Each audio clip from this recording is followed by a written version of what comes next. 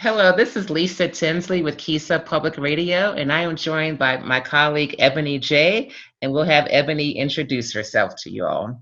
Hi, guys. Hey, Lisa. Thank you so much for having me. I'm Ebonee J, and I'm with EnJenuity Media.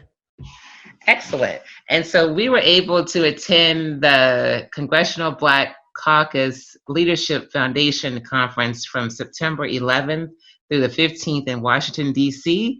And we would like to be able to share with you what we learned and some of our takeaways from many of the sessions that we attended during this time. Unfortunately, we were able to attend, you say maybe like 6 or 7 sessions between the both of us, Ebonee? Yeah, there was a lot going on. We did not cover half of what they offered, but Exactly, yeah.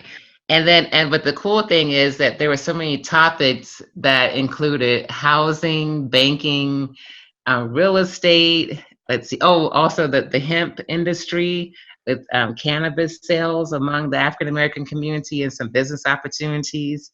What else? Some athletic discussions with hmm between HBCUs and PWIs. Yep, and also the And political landscape, especially with 2020 looming.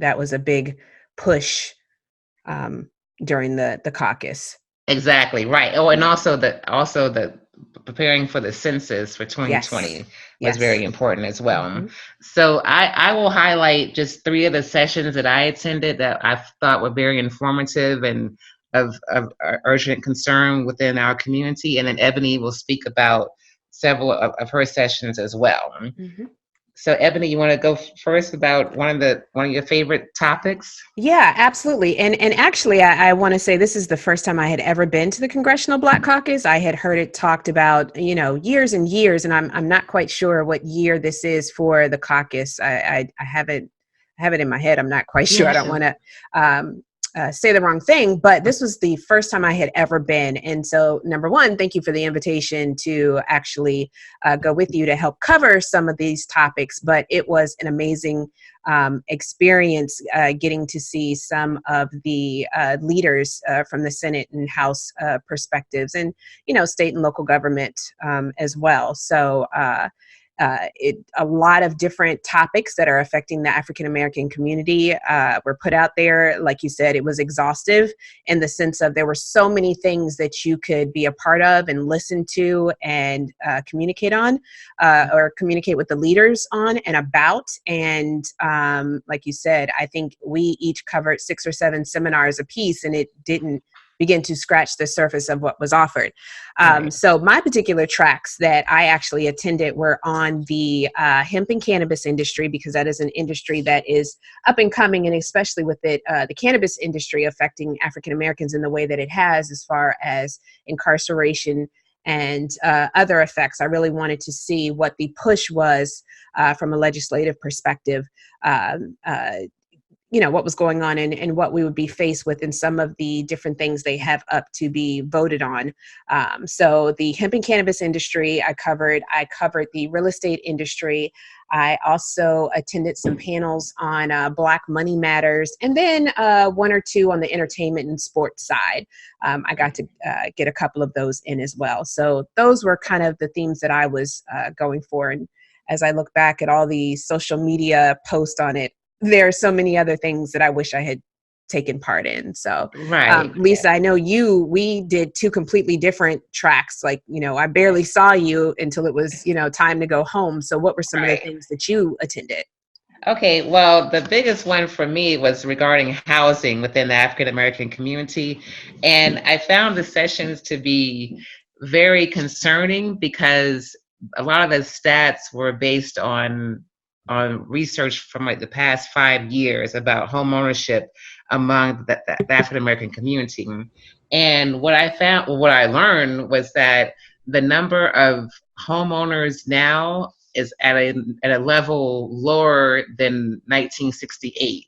So that means that if there's a recession, which people are talking about right now, happening in the next year or so, that number will decrease tremendously, and then we'll really be in a lot of trouble because really home ownership is one of the keys to building wealth. We have that concern about if we lose our homes, then how will that affect our children and grandchildren? So that really was an astonishing stat to hear.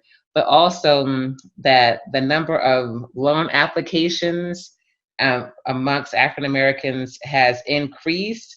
But the concern with that is that if approved, that we're paying higher interest rates, which is also another big concern, because that's going toward, that money is going toward interest rates with banks, and then those banks sell off those mortgages to Fannie Mae and Freddie Mac, and then it becomes a mess if people aren't able to pay, keep paying for those loans. Okay. Another concern amongst African Americans is the application rate. As far as the credit history, there are a lot of concerns where our credit score numbers aren't what banks are requesting, and then that has increased the number of credit unions and banks denying loans for homeowners. So I would say that there are a lot of programs that banks are doing now with Wells Fargo and Bank of America that are looking to increase home ownership among African Americans, but you still have to have a credit score of at least 650 and above to be able to qualify for one of these home mortgage assistance programs that the banks are requesting. So that goes into establishing good credit, but also having the income to be able to maintain the household that is purchased for your family. And so there's a lot more that I will share in a future podcast regarding housing in America for African Americans, but those are really the key highlights that I learned from several sessions that I attended among the realtors and the group. Oh, and also lastly, I will say that there's a big concern toward a big push for purchasing commercial property. And one of the panelists mentioned that if we as a community would pool our resources and money together, that we could buy more commercial property in our communities that will be able to expand the growth of small businesses, but also just improve our communities overall, because we have a habit of just wanting to keep the money and property for ourselves. But if we could just get several people to invest and buy buildings in our neighborhoods and buy houses, that we could really do a lot to help with this home ownership crisis. Yeah, I want to actually jump in on that, because I think the panels I attended on real estate and on Black Money Matters piggybacked off that. So there was a common theme in that with the real estate panel, they also talked about commercial property and buying commercial property. Overwhelmingly, a theme throughout the caucus, I believe, was wealth, Black wealth, how to increase Black wealth and the different methods that you can actually increase. So, they talked about tax incentives, they talked about getting access to capital, they talked a lot in several different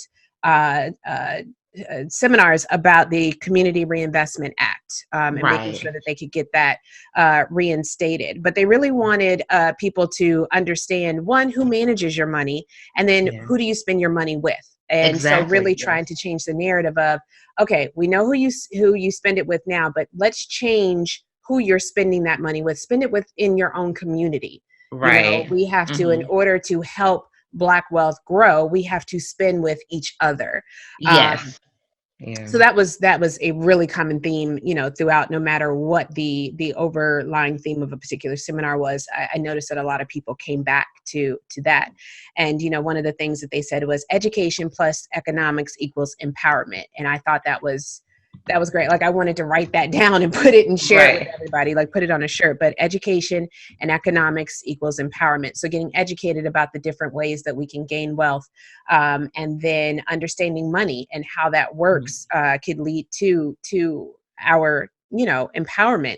Yes. And then they also talked about, and you touched on this too, pooling your money. And so they said that Yeah. it was the KEY system, the Asian based KEY system. And I hope I'm saying that correctly. It's spelled KEH, but basically it's that they pool their money together and they have one person purchase a property, or, they all pull in their money to get about $10,000. They allow someone to utilize that $10,000 to purchase property or start a business. And then once they make that money back within the year, that money goes back, and then that 10,000 goes to somebody else in the pool to start their business. And that is how they go around and start their businesses and, around and around. But they all donated to get a certain amount of money to allow one person to get that, and then it just goes from person. And that is how they create so many businesses. But it's because they pooled their money together in order to make that happen. There was a stat that I heard during the Maxine Waters discussion that money within the African American community stays for approximately 6 hours, where compared to the Asian community, it's 28 days. Wow. And also in the Jewish community, the money lasts for 19 days. Wow. And Maxine Waters was like, if people get paid at 5 p.m., then that money is gone by 11 p.m. That same night, which was really enlightening, because I thought about myself and I was like, when I get paid on Friday, then when I go to the grocery store, it's Publix. When I get my gas, it's not owned by African American. The cleaners I go to is not owned by African American. So it's like, where is my money going? Right. And it's true. And I mean, although there are Black-owned restaurants in my neighborhood, but I don't go there every day, to spend my money. So it was a very eye-opening discussion. But it also makes you really think about how we are spending our money. So I'm glad you shared that information as well. Yeah. One of the things also that I in this particular Black Money Matters panel, it had Congressman Bobby Rush from Illinois. Oh, yes. And he said that Black women are the controllers of the Black economy and the Black political process. Therefore, they will continue to be attacked. And I sat there with that for a second, and I was like, well, that makes sense. So, especially in the political climate and everything that's going on, it just always seems like, Black women are taking the brunt of the world, in whichever way it comes. That makes sense. If you are considered the stronghold of the family in that sense, and you control, the family in that way, and what comes in and what goes out and how the family is run, then of course you're going to be attacked if that is the agenda. And it just made so much sense. But then they also said, they gave some great points on going to like minorityfinance.com and utilizing the SBA, when you're starting your businesses or trying to pull money. They gave some great resources. They said, look at grants, look at community foundations, planning grants, and then implementation grants. And they're saying that these things are really out here for the taking. We just have not done the work that we need to do in order to find these grants. Yes. So they really talked about that and gave some other great links on things to utilize. But it was a great panel. It had Miko Branch from Mrs. Jessie's in there, and she talked about how they basically grew Mrs. Jessie's from her house. At the time, when they were first starting out, they bought a brownstone. And at the time, I think, I don't know, I'm just going to say this number out. I think she said it was like 100 and some odd thousand for the brownstone. And now to this day, the brownstones around her, the house, are selling for $3.5 million. Oh, wow. Yes. Yeah. That's awesome. But at that time, it was an investment in just, home ownership and things of that nature, and just how it, turns around. So they had a couple of other people in there. William Cunningham, he's a economist. He had some great points. He even talked about the net worth of families. And he said a typical white family has a net worth of $171,000. Right. Yes. The net worth of a Black family is only $17,000. Wow. And he said, and within that $17,000 is the cost of your car. the value Oh, of your wow. car. So he said, if Yes. you have a $15,000 car, then that means your net worth has come down to $2,000. So Okay. he Yeah. was, they were really showing the difference. And like I said, they were really talking about Black wealth and then ways to cure it, or to assist in building more. So, Right. and the one thing they wanted us to leave with was ownership is important, whether it's owning a business, owning your Yeah. house, what Hmm. have you. Ownership is very, very important. So, Yes. Yeah, and also speaking about that, in one of my other sessions, there's an organization called NARAB, which is the National Association of Real Estate or mm-hmm. Realists, and so they started a program geared toward young people that's talking about buying a house before buying a car, and so it kind of goes on the same idea of what you're talking about. Just home ownership is the key, and then and building wealth that way instead of just trying to graduate from college and then getting the newest car for young people to like save your money and buy a home first before buying a car. Right.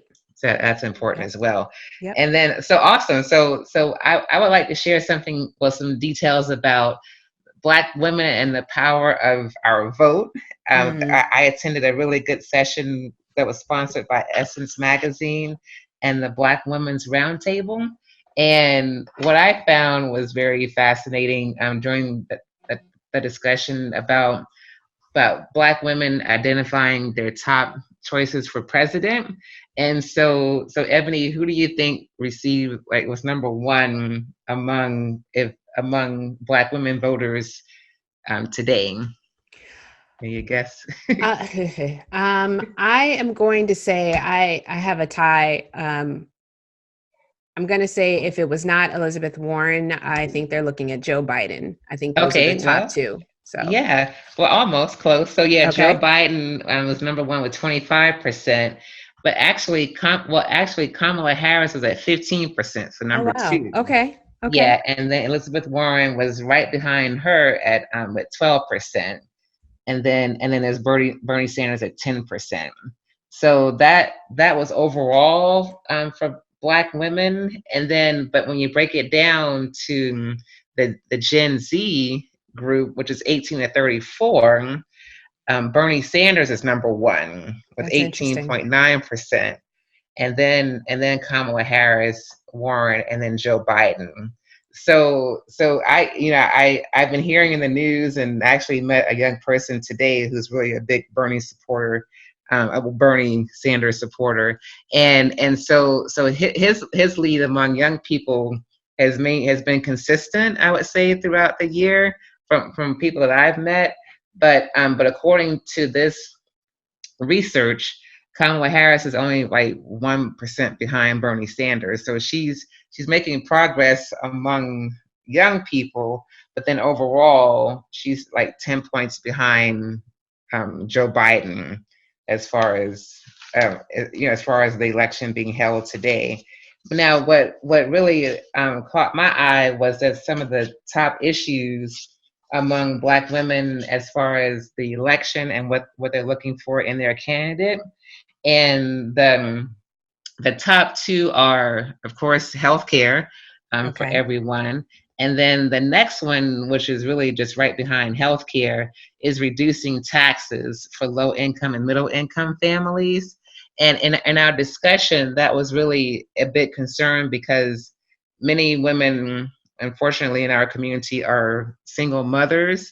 And so that is their concern for their families and being able to maintain their finances is having a reduction with their taxes. Okay. So that's really according to their survey results tied with affordable health care Okay. for their family members as well. Now, was this for women overall or a specific age group? I'm sorry. Oh, I'm sorry. Yes, actually, this is women overall. Okay. Yes, for the well from the Essence survey, and then about 10 points behind that, criminal justice reform is another big issue among Black women. Okay. And but further down on the list were like climate change, reparations, lowering the cost of of drugs or legal drugs. And then also, someone highlighted the increase in the concern for addressing the high mortality rate among African American women, which has been getting more coverage in the news recently. And I also found out that DC has the highest maternal rate in the country, and I didn't know Maternal that. mortality rate? I'm sorry. Yes. Yeah. Okay. Yes. I'm sorry. Yes. So that's really also being addressed there in DC as well. But I didn't know that statistic, so that was very informative. Yeah. There are like many Black women who feel that the candidates don't always address concerns affecting our community effectively, and so Black women are hoping that this time around that the party will address these issues like gun control and the maternal mortality rate, and also criminal justice reform, and then taxes as well. So hopefully we'll keep our fingers crossed that this will happen, in the next election cycle. But we'll see. We'll learn more next year as we get closer to November 2020. Well, one of the big things that people have really been talking about is the hemp and cannabis industry. That had surprisingly quite a few different panels surrounding the CBD, hemp, cannabis narrative and what that means. So they had some social justice reform panels related to it, incarceration focused, changing that and what it means now that they are looking at legalizing cannabis. And then there were also panels with Black owners of medical marijuana dispensaries and other things of that nature. So it was very enlightening to see some of the entrepreneurs that are already making money in the cannabis business, and then also meet some folks who are making money in the hemp industry. And they are two different things. Hemp is legal. Where and cannabis is going through the whole process of trying to determine from a federal versus a state, and which states allow what. And then they really talked about the struggle of utilizing banks, because a lot of banks don't want to touch these medical marijuana dispensaries and things of that nature, because there is still that federal issue, and if it's legal or if it's not. So it was super informative to learn about those, but then also again about the hemp industry. And one of the statistics they said is that by the year 2020, the cannabis hemp industry is going to be a $22 billion industry. I know, that's amazing. Yeah. $22 billion. Right. Yes. But you want to hear another statistic? Uh-oh. African Americans have less than 1% participation in that industry. Wow. Less than 1%. But, we tend to be the most jailed as a result of it. So, they were throwing all kind of statistics out when it came to that. And just the opportunities that exist in the cannabis as well as the hemp industry, and really reading up on, what those are. And they talked about HR 1595, which is the Safe Banking Act. They talked about HR 1587. They really tried to educate folks on the difference between CBD, hemp, and cannabis. They also talked about if you were starting or wanted to start a dispensary, they talked about the access to capital and how that is handled on a state versus a federal level. They talked about the challenges, like in Los Angeles, in order to even apply to get a license or a permit to even grow, you have to own real estate. And then they have the different, the legalities. You can't be near a school. You have to be so many, feet or yards or what have you from different things. And they're just saying, going back to the discussion about ownership and owning property, they were like, if there's something you want to do, get out and start buying properties that especially adhere to these different rules that they have. And then you can have your stores and things of that nature. So this particular panel, this first one that I attended was actually a two-parter. So there was one talking about the legal side of it and the different rules, and then one was actually talking about the industry. So, do you use a bank versus the credit union?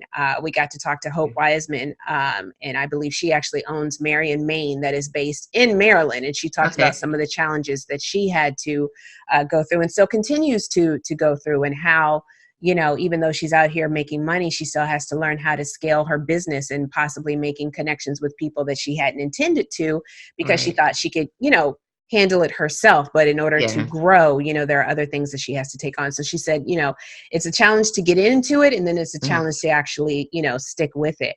Right. And Hmm. so, they talked about just different options. And I was just blown away with the comfortableness Uh-huh. of the conversation and the number of people who attended the panels to get more information about this, and Right. the Okay. stigma that goes along with cannabis.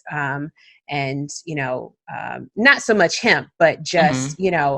again, we need to learn more about both of these industries, especially since, again, we suffered so much as a result of, utilizing or selling or being a part of this, but just to learn Right. and try to change the narrative when it looks at that. And just, again, it's going to be a $22 billion industry, Yes. and just Yeah. trying to be a part of that. So Right.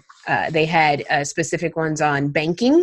They Okay. had one just on general and kind of looking and finding out more information. And I will Hmm. tell you, they had different, it really, like, they even had senators in there kind of promoting their state on where you Oh, could wow. come if you need land, and if you need, Oh, that's access to great. water and land in order to build a farm, come to our Hmm. state. And I was sitting there like flabbergasted, like, this is 2019, and I know that Right. some, places have been making, more strives for it, especially like if Yeah. you're in Colorado or if you're in Oregon or if you're in California, they're more apt to it. But to hear it, Yes.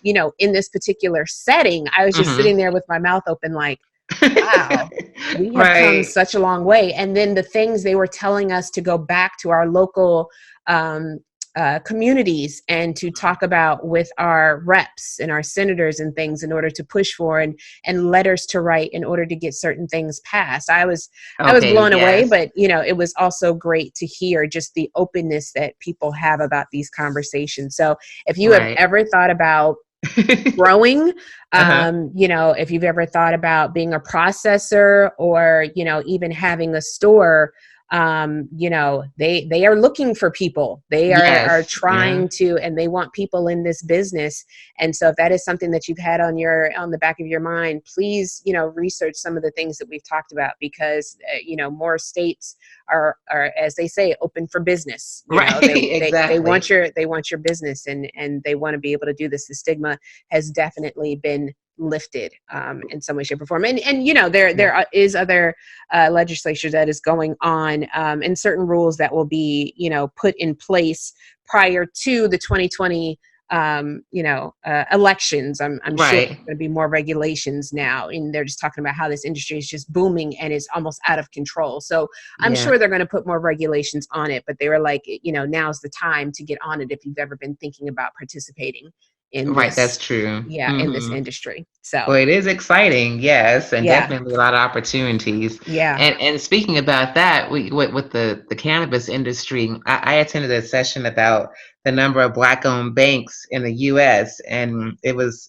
sponsored by Maxine Waters' office, and it was a very good discussion because unfortunately there are only about 20 Black-owned banks here in the U.S. That are left, Mm.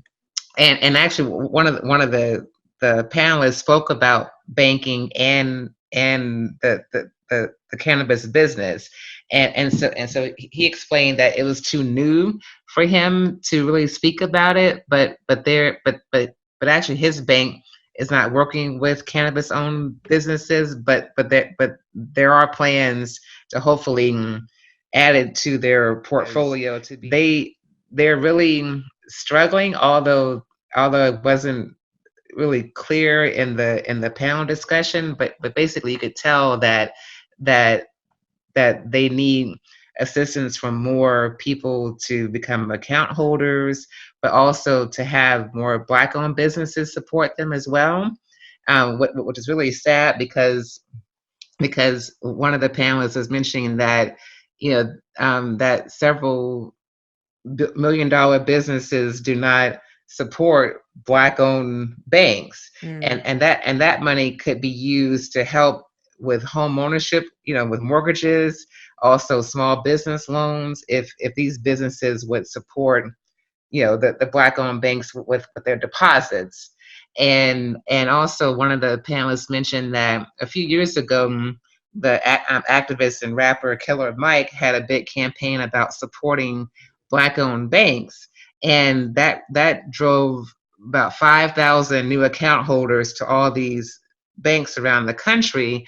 But unfortunately, what happened was that many people came in with deposits of like $75 or $100, and one of the panelists mentioned that those small deposits actually hurt the bank, because there's so many, there are like thousands of accounts, but they maintain a balance of maybe like $75. Okay. And so with that, like overall, it really hurts the bank to have, thousands of accounts with very low deposits. Right. And so it was one of the presidents, I can't remember which one, unfortunately, but he mentioned that really from that experience, it showed him to do more community programming to highlight the importance of a savings account, and also just highlighting how we spend our money as a community, and just trying to be more budget conscious as far as purchases, and definitely not buying the newest car, just trying to buy a modest car, and teaching more about home ownership, and also about small business opportunities as well, to basically be able to help people with loans, and also loans to help expand existing businesses. Okay. And so I really like that panel a lot, because being here in Atlanta, we have one Black-owned bank, but just imagine like back in the 60s, like on Auburn Avenue in Atlanta, which was really a well-known street for African American businesses, that there were like millions of dollars being circulated all on that street. But then you had one successful bank to be able to support those businesses, and now you have, now we have options with Bank of America, Wells Fargo, but then that money is not being turned into, money being spent to help people in our community. Yeah. And so I encourage people to, look for a Black-owned business. Black-owned bank, and they actually have mobile apps and everything. So really anyone around the country can open an account through a mobile app through a Black-owned bank, and they're looking to just increase the number of account holders, but definitely work with more businesses to be able to receive more money in their accounts to be able to help others. The last one I actually attended, or one of the last ones, there were several. They had a focus on the entertainment sector. So one that I attended was on athletes, and so they talked about the collegiate athletes, and some of the issues that they are facing. So they talked about mental health. Yes. For athletes. They talked about these young athletes getting paid, whether they deserve to get paid or not. They talked about just kind of the narrative that surrounds some of these folks. And on the panel, you had Kevin Durant's mother, Wanda Durant. You had Stan Wilcox. You had Leonard Hamilton, major coach. And then you had head of CIAA, Jackie McWilliams. She's the commissioner for the CIAA. And just they had several other different people there to talk about just the things that are affecting Black athletes at the collegiate level. So, they talked about the draft and somebody qualifying, and, who's the responsibility of the mental health of some of these, kids. And it's almost like, it goes from being the parents' responsibility to the coaches really taking on that responsibility, as they're going through these things, from the schoolwork and the sports aspect and the training aspect. And, their life is so different. It's not always, the fun and game and parties that, some might think. It's just, showing kind of a day in the life and just some of the things that these athletes go through. And then also the narratives that are written about them, and just making sure that it is a complete narrative and just not a one-sided narrative.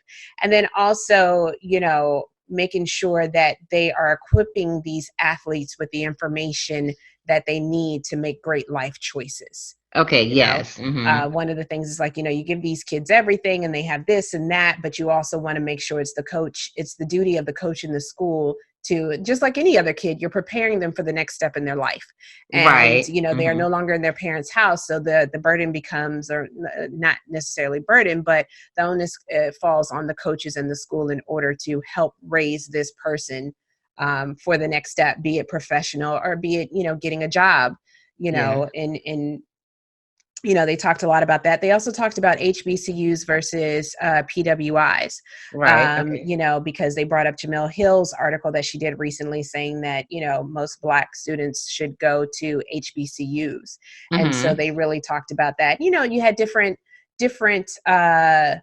views on that, Yes. because you did have some people who worked at PWIs and you also had some people who worked at HBCUs. And so just giving their own um, perspective on why each side is important to them.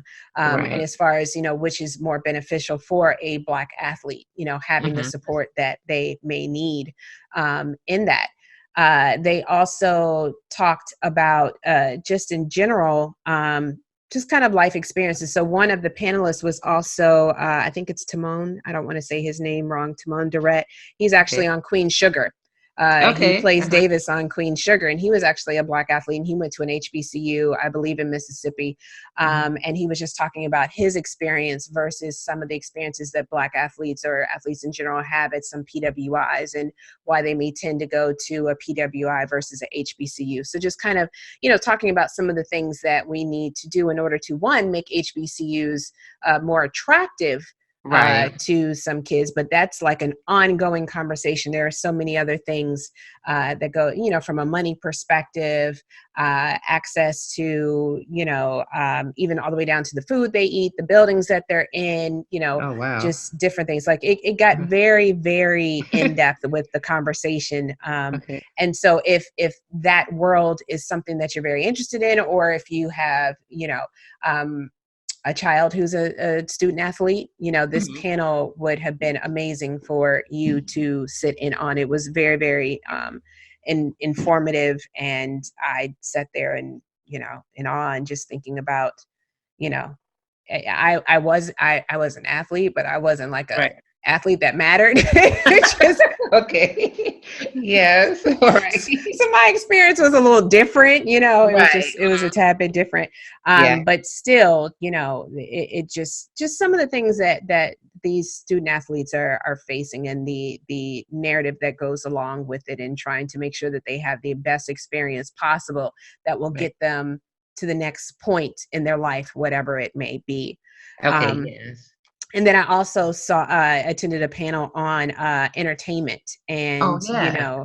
it was talking about diversity in entertainment. And Okay. we had representatives from Netflix, representatives from Tyler Perry Studios, Mm-hmm. and just talking about the access and diversity from the different ways to get into media, and knowing that Right. it's not traditional anymore, with Yeah. the rise of social media, and also just access to cameras and editing and these Mhm. different platforms like YouTube and Netflix. And then also Nielsen was also there, and they were just talking Okay. about how one of the number one mediums out there is, it's not traditional television anymore, it's Right. YouTube.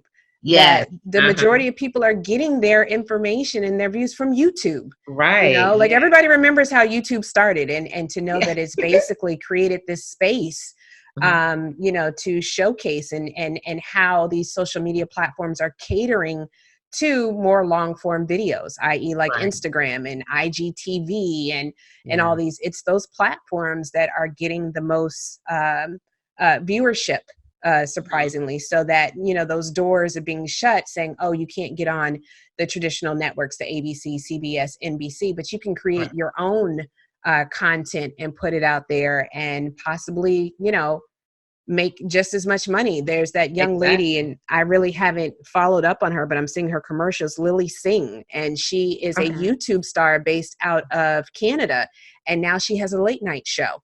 Oh, A wow. network Okay. picked her up. Yeah. Oh, and Uh, also didn't Issa Rae start off yes, they online? talked a lot Okay. about Issa. Yep, Yeah. she started off on YouTube and then, Right. eventually got picked up. So they were saying, the limitations aren't there. And I will say the one thing I loved about this panel, Hmm.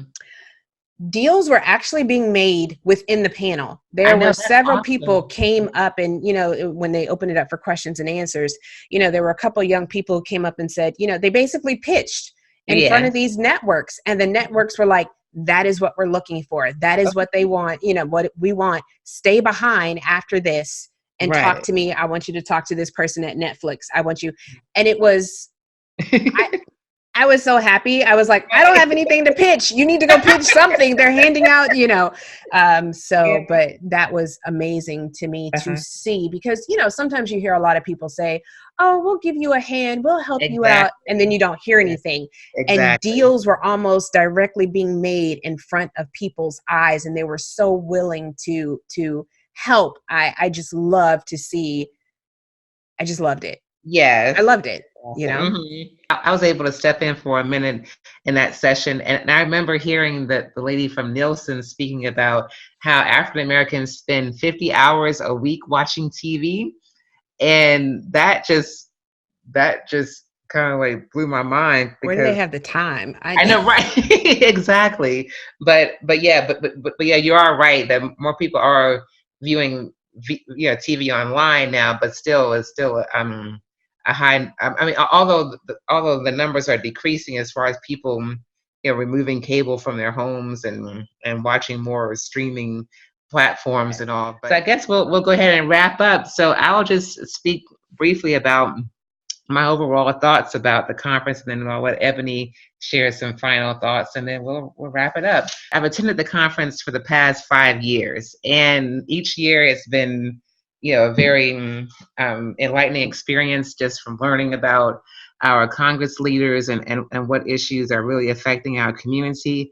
But it's like every night I would go back to the hotel room, just kind of just feeling like a lot of work still has to happen within our community to be successful and to move forward.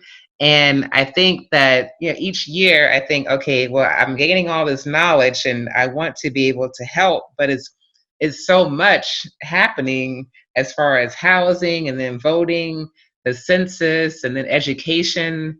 Our Black girls going to prison for with fighting in school. It's just a wide variety of issues that are happening in our community that I want to change, or at least enlighten people about these issues to be able to make change in their communities. So hopefully, with KISA and other programming that we'll be doing, we want to be able to share these stories with you and these facts and give you some analysis just to have you sit back and think like, okay, the water crisis that's going on in Newark or in Flint is also in my community. What can I do to make change by contacting local leaders or your Congress members to actually make change? Because they really do want to hear from you, but you have to really reach out to them to be able to share your concerns.